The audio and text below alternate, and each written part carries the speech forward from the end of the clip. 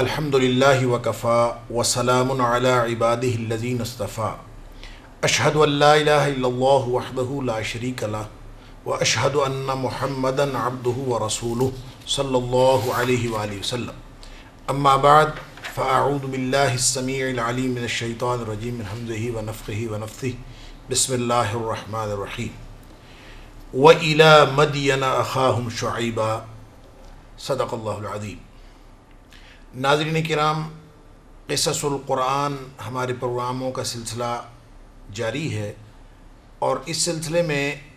آج کے ہمارے پروگرام کا موضوع ہے حضرت شعیب علیہ السلام اور ان کی قوم کا تذکرہ۔ جیسا کہ جو آیت کا ٹکڑا میں نے آپ کے سامنے تلاوت کیا کہ وَإِلَى مَدْيَنَ أَخَاهُمْ شُعَيْبًا، سورۃ الاعراف کے اندر حضرت شعیب علیہ السلام کا جو تذکرہ اللہ کریم نے فرمایا، تو یہاں پہ یہ فرمایا کہ مدین کی طرف وہ آئے تھے، اور شعیب علیہ السلام مدین کے بھائی تھے۔ اب یہ مدین کیا ہے، اسی طرح ذکر جو ہے وہ سورہ ہود کے اندر بھی اللہ تعالیٰ نے فرمایا۔ قرآن پاک میں حضرت شعیب علیہ السلام کا تذکرہ قریباً 10 جگہ پہ آیا ہے،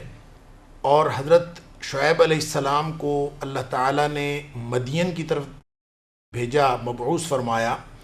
اس کے علاوہ قرآن پاک ناظرین کرام یہ بھی کہتا ہے کہ اصحاب الایکہ، ایک کوئی قوم تھی یا اصحاب الایکہ نامی کوئی گروہ تھا لوگوں کا، ان کی طرف حضرت شعیب علیہ السلام کو بھیجا گیا۔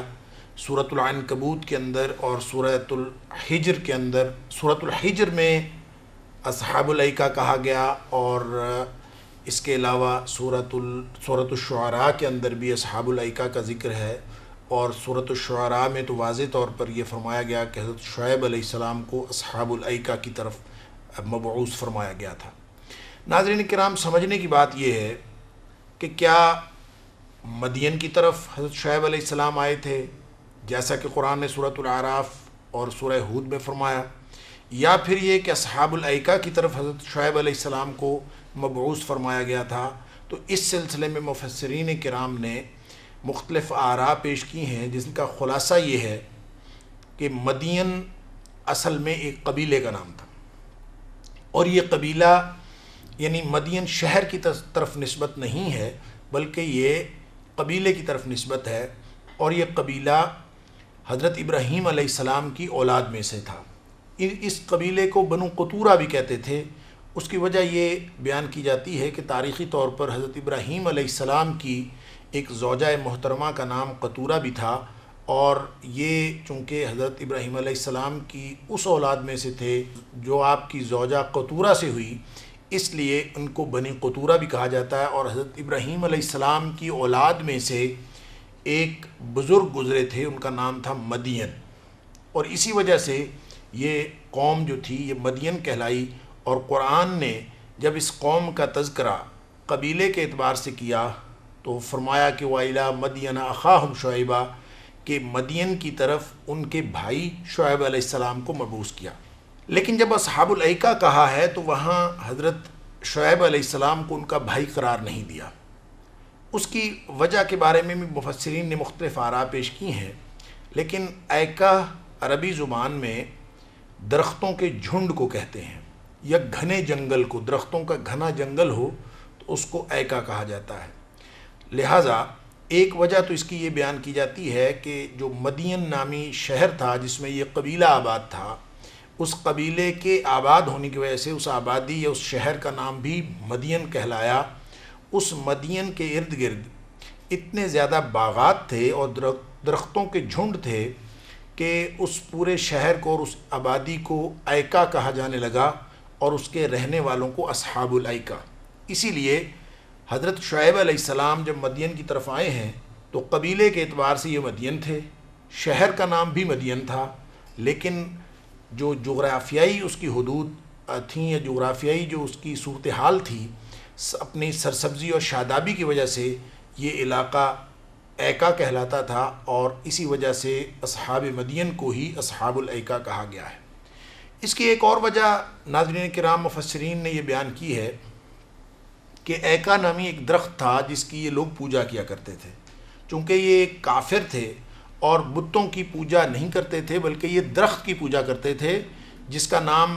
ایکا تھا، اور اس درخت کے ارد گرد بھی بہت سارے درخت تھے سرسبز و شاداب، تو اس جھنڈ پورے کا نام ایکا تھا۔ تو اصحاب الایکا کو صرف اس درخت کی پوجا کی وجہ سے اصحاب الایکا کہا گیا۔ اسی وجہ سے اصحاب الایکا چونکہ ایک مذہبی نسبت تھی،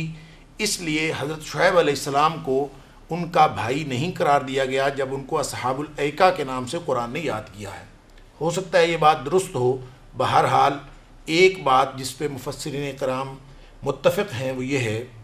کہ اصحاب الایکا اور اصحاب مدین دونوں سے مراد ایک ہی قوم ہے جن کی طرف حضرت شعیب علیہ السلام کو مبعوث کیا گیا۔ ناظرین کرام، سورۃ الاعراف اور سورہ ہود کے اندر اور پھر سورۃ الشعراء کے اندر جو اس قوم کی خرابیاں اور اس قوم کی جو بدعمالیاں بیان کی گئی ہیں، اللہ تعالیٰ کی توحید کی مخالفت یعنی شرک کے علاوہ ان کے اندر جو خاص خرابی تھی، جو خاص ان کا وصف تھا، جس کی وجہ سے حضرت شعیب علیہ السلام نے ان کے پاس جا کے تبلیغ شروع کی، جو انہی کے اندر سے تھے، اس کا ذکر قرآن پاک نے اس طرح سے کیا ہے کہ ایک تو ان میں میزان یعنی ناپ تول میں کمی کرتے تھے۔ قرآن کہتا ہے کہ حضرت شعیب علیہ السلام نے ان سے کہا قد جاءتکم بینۃ من ربکم، سورۃ الاعراف کے اندر ہے فاوفوا الکیل والمیزان ولا تبخسوا الناس اشیاءهم ولا تفسدوا فی الارض بعد اصلاحها۔ ایک تو یہ کہا کہ ناپ تول پورا کیا کرو اور لوگوں کو ان کی چیزیں کم نہ دیا کرو، ولا تبخسوا الناس اشیاءهم ولا تفسدوا فی الارض بعد اصلاحها، اور زمین میں فساد نہ پھیلایا کرو۔ اس کا مطلب یہ ہے کہ ایک تو یہ قوم ناپ تول میں کمی کرتی تھی خصوصی طور پر، اور دوسرا یہ زمین کے اندر فساد پھیلاتے تھے۔ پھر ایک اور بات اگلی آیت کے اندر فرمائے گی کہ ولا تقعدوا بكل صراط توعدون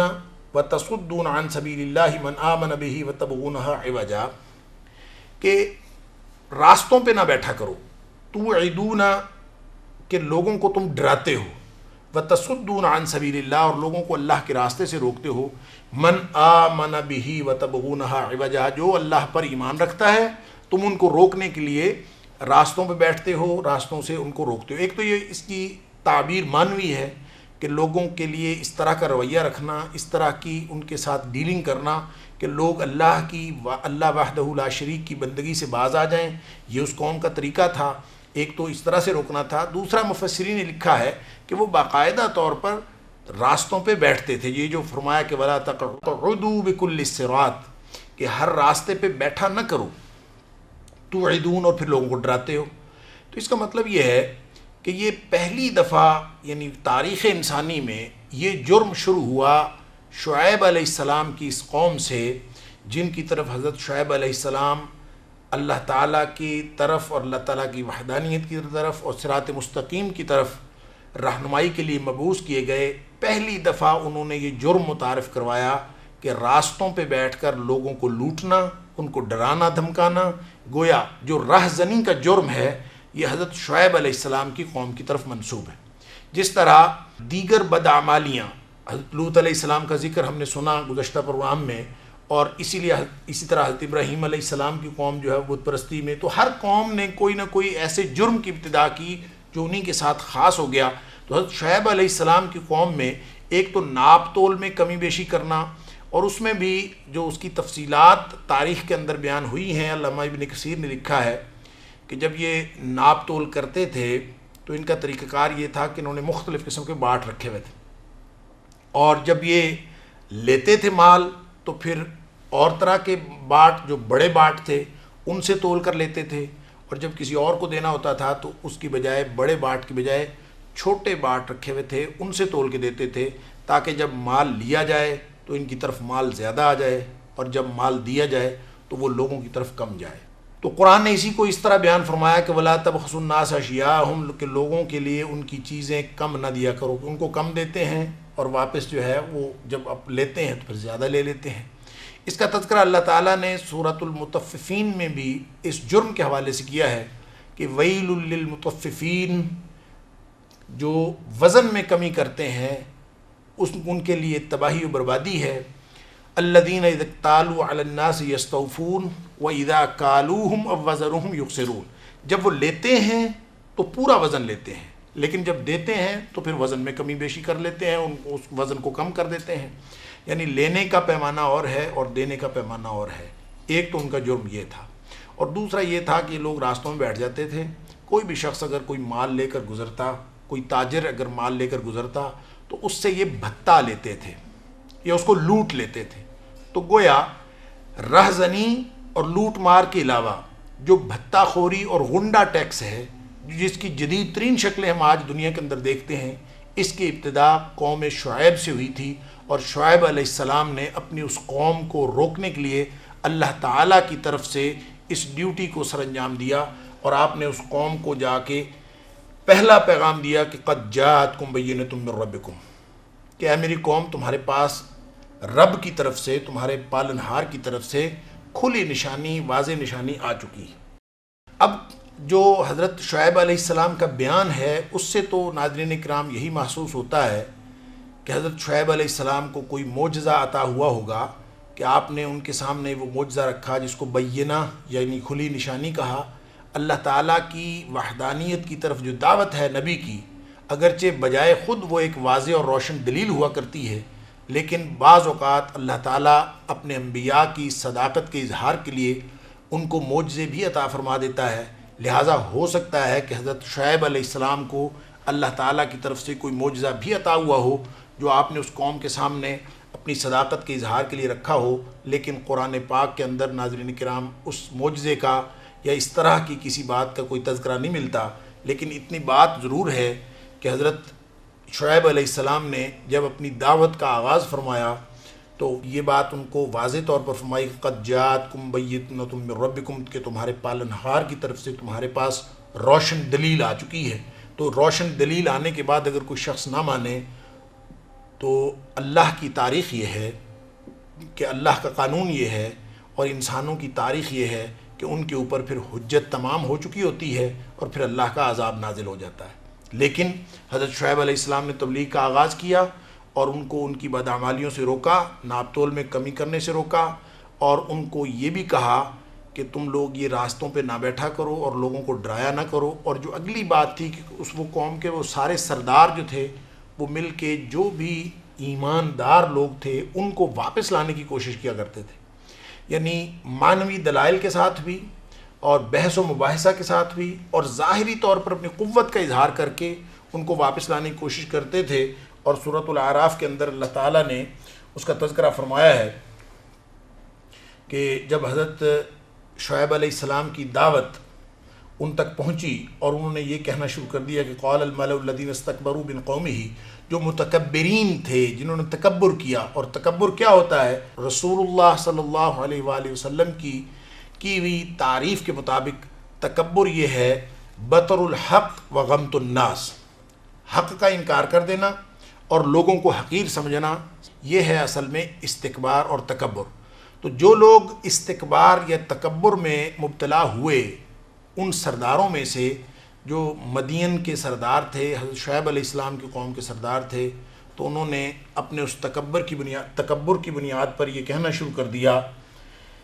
کہ لَنُخْرِجَنَّكَ يَا شُعَيْبُ وَالَّذِينَ آمَنُوا مَعَكَ مِنْ قَرْيَتِنَا۔ دیکھیں دو ہی صورتیں ہیں، ایک تو یہ کہ تم ہماری اس سرزمین سے نکل جاؤ اور ہم تمہیں نکال دیں گے یہاں سے، اور تم بھی نکل جاؤ اور تمہارے ساتھ جو لوگ ایماندار بنے ہیں وہ سارے کے ساتھ نکل جاؤ، اَوْ لَتَعُودُنَّ فِي مِلَّتِنَا، یا پھر تم واپس ہماری ملت میں آ جاؤ، ہمارا دین قبول کر لو۔ تو یہ وہ بات ہے کہ جو راستوں پہ روکنا اور اللہ کے راستے پہ جانے سے واپس لے آنا، اور یہ گویا ظاہری اور معنوی دونوں اعتبار سے حضرت شعیب علیہ السلام کی قوم کے جو سردار تھے وہ اپنی قوم کے ایمانداروں کو، حضرت شعیب علیہ السلام کی دعوت کو ظاہری اور معنوی دونوں اعتبار سے روکتے تھے۔ اور پھر جب وہ حضرت شعیب علیہ السلام نے پوری دلیل کے ساتھ اور دلیل کی قوت کے ساتھ آپ نے جب ان کو اللہ کی وحدانیت کی اور نیک اعمال کرنے کی تبلیغ کی، تو بالآخر انہوں نے واضح طور پر کہہ دیا کہ دو ہی صورتیں ہیں، یا تو نکل جاؤ اور یا پھر واپس آ جاؤ۔ اب ظاہر ہے کہ یہ واپس آنے والی تو بات تھی نہیں، ایماندار آدمی کیسے واپس آ سکتا ہے؟ یہ تو ایمان کی علامت ہے۔ رسول اللہ صلی اللہ علیہ وسلم نے فرمایا کہ جب کوئی شخص مومن ہو جاتا ہے تو ایمان کی چاشنی کی ایک نشانی یہ ہے کہ اس حدیث کے اندر رسول اللہ صلی اللہ علیہ وسلم نے فرمایا کہ ثلاث من کن فیہ وجد حلاوت الایمان، جس کے اندر 3 باتیں ہوں، گویا جس شخص کے اندر 3 باتیں آ جائیں اس کو ایمان کی شیرینی اور لذت حاصل ہوتی۔ اس میں جو آخری یعنی تیسری بات فرمائی وہ یہ فرمائی جو ایماندار شخص ہے وہ کفر میں واپس جانے کو اتنا برا سمجھے اور اتنی نفرت کرے کفر میں واپس جانے سے جس طرح وہ آگ میں پھینکے جانے سے نفرت کرتا ہے، یعنی جتنا بچنا وہ چاہتا ہے آگ میں پھینکے جانے سے، اتنی اس کو نفرت ہو کفر میں واپسی سے۔ تو یہ گویا وہ تیسری صورت ہے،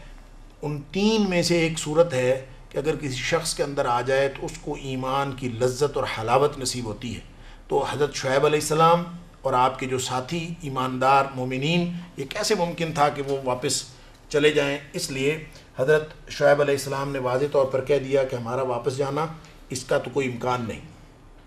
اور جب واپس جا نہیں سکتے، البتہ یہ انہوں نے کہہ دیا کہ وما یکون لنا ان نعود فیہا الا ان یشاء اللہ ربنا، ہم تو واپس نہیں جائیں گے، البتہ اگر اللہ چاہے، اگر اللہ ہمیں لے جانا چاہے تو ظاہر ہے اس کے اللہ تعالیٰ کے تو اختیار میں ہر بات موجود ہے، اللہ تعالیٰ ہمیں واپس لے جانا چاہے تو ہم ظاہر ہے چلے جائیں گے، لیکن ہم خود اپنی مرضی سے جانے والے نہیں۔ اس کے بعد سورۃ الاعراف میں حضرت شعیب علیہ السلام اور جو ان کی قوم کے سردار تھے ان کے درمیان بحث و مباحثہ کا اجمالی تذکرہ فرمانے کے بعد اللہ تعالیٰ نے اس دعا کا تذکرہ کیا ہے جو حضرت شعیب علیہ السلام نے فرما دی کہ ربنا افتح بیننا و بین قومنا، کہ ہماری قوم اور ہمارے درمیان یا اللہ تو فیصلہ فرما دے۔ لیکن سورہ ہود کے اندر اللہ تعالیٰ نے اس بحث و مباحثہ اور اس جو کٹ حجتی تھی ان کے سرداروں کی، اس کی کسی حد تک تفصیل بیان فرمائی۔ سورہ ہود میں فرمایا کہ وَيَا قَوْمِ أَوْفُوا الْمِكْيَالَ وَالْمِيزَانَ بِالْقِسْطِ وَلَا تَبْخَسُوا النَّاسَ أَشْيَاءَهُمْ وَلَا تَعْثَوْا فِي الْأَرْضِ مُفْسِدِينَ، وہی بات تھوڑے سے مختلف الفاظ میں دہرائی ہے۔ حضرت شعیب علیہ السلام نے یہ فرمایا کہ اے میری قوم، تم ناپ اور تول پورا کیا کرو اور لوگوں کی چیزیں کم کر کے نہ دیا کرو، اور زمین میں فساد نہ پھیلاتے پھرو۔ بقیت اللہ خیر لکم ان کنتم مومنین، یعنی مال میں وہ مال جو اللہ تعالیٰ نفع عطا فرماتا ہے وہ مال تمہارے لیے بہتر ہے اگر تمہیں اللہ تعالیٰ کی کہی ہوئی باتوں پر اور میری باتوں پر ایمان ہو اور تم اللہ پر ایمان رکھتے ہو، تو جو مال جو نفع اللہ تعالیٰ کا دیا ہوا ہے وہ بہتر ہے۔ یعنی حرام مال سے جو پاک مال، وہ پاکیزہ مال جو اللہ تعالیٰ نے عطا فرمایا ہے، جو جائز منافع سے حاصل ہوتا ہے، جو بغیر رہزنی کے، بغیر بھتہ خوری کے، بغیر غنڈہ گردی کے ٹیکس کے، جو سیدھی تجارت سے، جو اللہ تعالیٰ جائز منافع خوری سے جو اللہ تعالیٰ منافع اور مال عطا فرماتا ہے وہ بہتر ہے۔ ظاہر ہے انسان کو جو زیادہ مال ہے وہ زیادہ اٹریکٹ کرتا ہے، لیکن اللہ تعالیٰ نے سورۃ المائدہ میں فرما دیا کہ قل لا یستوی الخبیث والطیب، کہ پاک اور ناپاک کبھی برابر نہیں ہو سکتے۔ کوئی شخص حرام کا مال بہت زیادہ کما لے اور کسی کے پاس حلال کا مال ہو اور وہ تھوڑا ہو تو کبھی برابر نہیں ہو سکتے۔ اور فرمایا وَلَوْ أَعْجَبَكَ كَثْرَةُ الْخَبِيثِ، چاہے ناپاک چیزوں کی اور ناپاک لوگوں کی اور ناپاک مال کی کثرت تمہیں زیادہ اٹریکشن اور کشش دے، اس کے باوجود وہ جو تھوڑا مال ہے جس کے اندر تمہیں کشش محسوس نہیں ہوتی، وہ اللہ تعالیٰ کا دیا ہوا مال، پاکیزہ مال زیادہ بہتر ہے۔ یہی بات حضرت شعیب علیہ السلام نے واضح طور پر فرمائی کہ بقیت اللہ، جو اللہ کا دیا ہوا مال ہے وہ تمہارے لیے خیر لکم، بہتر ہے ان کنتم مومنین، اگر تم میں ذرہ بھر بھی ایمان ہے۔ اور پھر ساتھ یہ فرما دیا کہ وما انا علیکم بحفیظ،